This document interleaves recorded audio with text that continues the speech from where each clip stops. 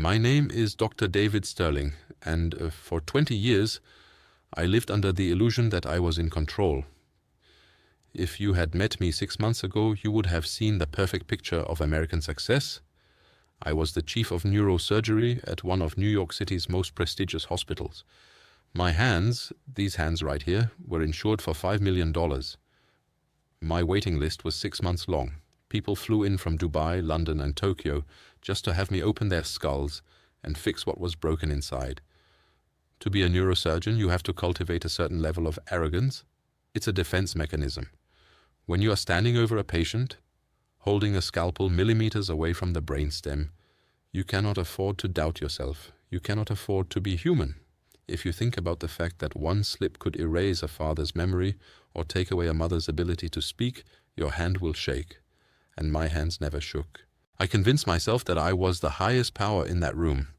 I controlled the schedule, I controlled the team, I controlled the outcome. I played God from 6:00 a.m. to 9:00 p.m. 6 days a week. But while I was busy fixing everyone else, I didn't notice that the mechanic himself was breaking down. It wasn't a sudden explosion. It was a slow, silent erosion. It started with the insomnia. I would finish a 12-hour surgery, my blood pumping with adrenaline, and go home to my penthouse overlooking the city. But the silence of the apartment was deafening. I would lie in bed, staring at the ceiling, and I could hear my own heart pounding in my ears. Thump, thump, thump. A resting heart rate of 90. That is not sustainable. I did what any doctor would do. I treated the symptoms. I prescribed myself Ambien to sleep. Then, when the morning grogginess set in, I drank 4 espressos to wake up. Then, when the anxiety hit around noon, maybe a beta blocker to steady the hands. I was trapped in a chemical cycle. My body was screaming at me. My cortisol levels, the stress hormone, were permanently sky high. I was in a constant state of fight or flight, fighting a war against death every single day. I told myself this was the price of greatness. I told myself I was strong enough to handle it. I was wrong. The collapse happened on a Tuesday. It was raining. I remember the sound of the rain against the operating room windows. I was 3 hours into a complex aneurysm clipping. Routine. I had done it 1,000 times. I looked through the microscope. The vessel was ready. I reached for the clip. And then, silence. Not in the room, but in my head. My vision started to tunnel. The edges of the room went black. A wave of nausea hit me so hard I almost gagged behind my mask. And then, the most terrifying thing happened. My right hand, my $5 million hand, twitched. Just a millimeter. But in my line of work, a millimeter is the difference between life and death. Panic. Pure, cold panic washed over me. I couldn't breathe. My chest felt like it was in a vice. I stepped back from the table. I faked a coughing fit. I signaled my senior resident to take over. I ran out of the OR, ripped off my mask, and collapsed on the floor of the scrub room. My colleague Sarah, a cardiologist, found me there. She hooked me up to an EKG. She looked at the strip, then she looked at me with pity in her eyes. "It's not a heart attack, David," she said. "It's burnout. Your engine is redlining. You are physically and mentally bankrupt." She forced me to take a leave of absence. For the first time in 20 years, I had nowhere to go, no rounds to make, no lives to save. I was just a middle-aged man, sitting in an empty apartment, realizing that without my white coat, I was nobody. I couldn't stay in New York. The city was a reminder of my failure. I needed to go somewhere where nobody knew who Dr. Sterling was. I remembered I had a ticket for a medical conference in Istanbul, Turkey, that I was supposed to speak at. I had cancelled the speech, but I took the flight anyway. I arrived in Istanbul in a fog. The city was chaotic, loud, and alive. Everything was foreign. The smells of spices, the traffic, the history. I checked into a hotel in the old district. For 3 days, I didn't leave my room. I just sat there, staring at the Bosphorus Strait, feeling the cortisol buzzing in my veins like a swarm of bees. The pills weren't working anymore. The silence wasn't working. I felt like I was dying. Not physically, but my spirit was withering. On the 4th day, forced by hunger, I went out walking. I wandered aimlessly through the twisting streets of Sultanahmet. And that's when I heard it. The call. Allahu Akbar. Allahu Akbar. I had heard the adhan in movies before. It was just background noise to me. But standing there in the middle of a crowded square with my nerves frayed and my defenses down, the sound hit me differently. It didn't sound like a song, it sounded like an interruption, a command. It cut through the noise of the traffic and the noise in my head. I followed the sound. I found myself at the entrance of the Blue Mosque. Tourists were taking photos, but I wasn't there for sightseeing. I was there because I was exhausted. I took off my shoes. I walked onto the red carpet. The interior was vast, cool, and quiet. I sat in a corner leaning against a stone pillar, and I just watched. I watched the men enter. Hundreds of them. Rich men in suits, workers in dusty clothes, old men with canes. They lined up in straight rows, shoulder to shoulder. No hierarchy, no VIP section. As a scientist, I began to analyze what I was seeing. I treated it like a procedure. I observed the synchronization, the discipline. And then I saw the movement that confused me. The sujood, the prostration. I watched them drop to their knees and place their foreheads on the ground. In the West, we are taught to be upright. We are taught that power means standing tall, chin up, looking the world in the eye. Submission is seen as weakness. It is seen as defeat. But here I saw strong men voluntarily making themselves small. I focused on an old man near me. He looked frail when he was standing, but when he went down into that position, head on the floor, hands flat, he looked stable. He stayed there for a long time, and when he sat up, I saw his face. It was flushed, but it was calm. The lines of tension around his eyes had softened. My medical brain kicked in. I started thinking about physiology. What happens to the human body in that position?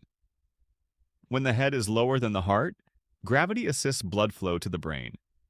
It's a hemodynamic shift. I wondered, was this just a ritual, or was there a biological mechanism at work?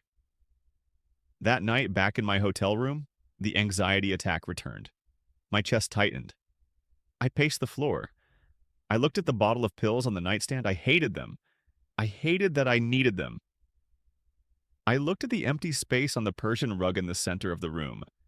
I felt ridiculous even thinking about it. I am a man of science. I am an atheist. I don't pray. But I was desperate. I locked the door. I closed the curtains. I told myself, this is just an experiment, David. You are testing a physiological position, that's all. I stood in the middle of the room. I felt awkward. I lowered myself to my knees. My joints popped. And then, slowly, I lowered my hands to the floor. I hesitated. Then I put my forehead down on the carpet. I closed my eyes. The first sensation was physical pressure. I could feel the blood rushing to my face.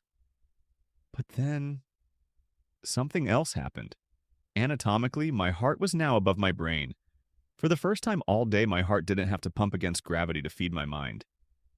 It was a moment of rest for the cardiac muscle. But it wasn't just the blood flow. In that position, curled up, small, vulnerable, I physically couldn't maintain my ego. You cannot be arrogant with your face on the floor. It is physically impossible.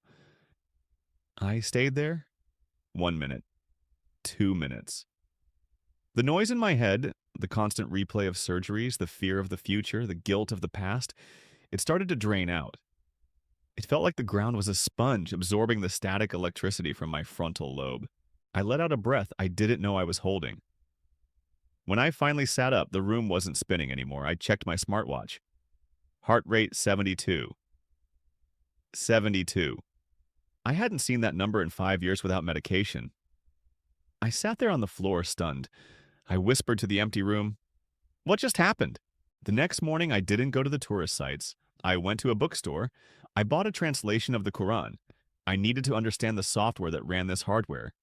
I took the book to a cafe and started reading. I approached it like a medical journal. I was looking for the mechanism of action. I didn't start with the beginning. I flipped through the pages until my eyes landed on a verse. Those who believe and whose hearts find rest in the remembrance of Allah. Verily, in the remembrance of Allah do hearts find rest. It hit me. The text wasn't offering magic. It was offering a prescription. I read about the concept of Tawheed, oneness, but it wasn't just about one God. It was about the singular source of control. Suddenly, my God complex made sense. I was sick because I was trying to do a job that wasn't mine. I was trying to control the universe. I was trying to be the sustainer, the healer, the protector. The Quran was telling me, "You are not the CEO of the universe, David. You are just an employee. Do your job and leave the results to the boss." The relief I felt reading those words was heavier than any drug. It was the relief of laying down a heavy backpack I had been carrying for 40 years. It was my last night in Istanbul. I went back to the Blue Mosque. This time, I didn't sit in the back. I went to the washing area. I watched the men performing wudu. I rolled up my sleeves. I washed my hands. The water was cold. It woke me up. I washed my face. I washed my feet. It felt like scrubbing in for surgery, but instead of scrubbing away germs, I felt like I was scrubbing away my ego. I walked inside. I found a spot in the line, shoulder to shoulder with a stranger. The prayer started. Allahu Akbar. God is greater. Greater than my career. Greater than my stress. Greater than my fear. We bowed. We stood. And then we went down. I placed my forehead on the carpet. And in the safety of that crowd, surrounded by 1,000 brothers, I broke. I started to weep. Not the silent tears of a stressed doctor, but the heaving sobs of a child. I let it all go. The patience I lost, the marriage I ruined, the loneliness, the pride. I whispered into the carpet. I didn't know Arabic, so I spoke in English.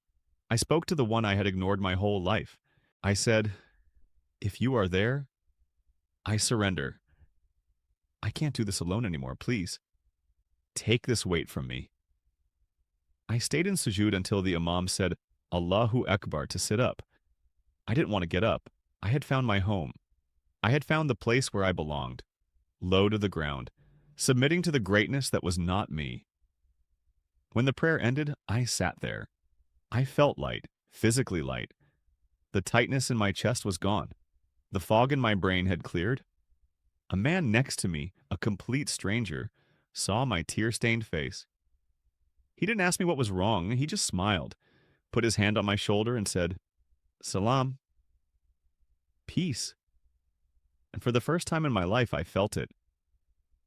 Peace. I returned to New York a different man. I didn't quit neurosurgery. In fact, I'm a better surgeon now than I ever was. But the atmosphere in my operating room has changed. Before I scrub in, I don't just check the scans. I go to a quiet corner of the locker room. I lay down my prayer mat, and I perform that movement. I put my forehead on the ground. I remind myself I am just the hands. He is the healer. When I stand over a patient now, I don't feel the crushing weight of being a god. I feel the honor of being a servant. I do my best with precision and focus, but my heart is at rest because I know the outcome is not in my control. My blood pressure is normal. I sleep 7 hours a night. The pills are in the trash. They called my condition burnout. They called it a medical crisis. But I know what it really was. It was a spiritual starvation. My soul was hungry, and I was trying to feed it with success and adrenaline. I found the cure not in a medical journal, but in a movement. I found that the only way to truly rise, the only way to truly stand tall, is to bow down. My name is Dr. David Sterling, and I have finally found the one thing that science couldn't give me. I found peace.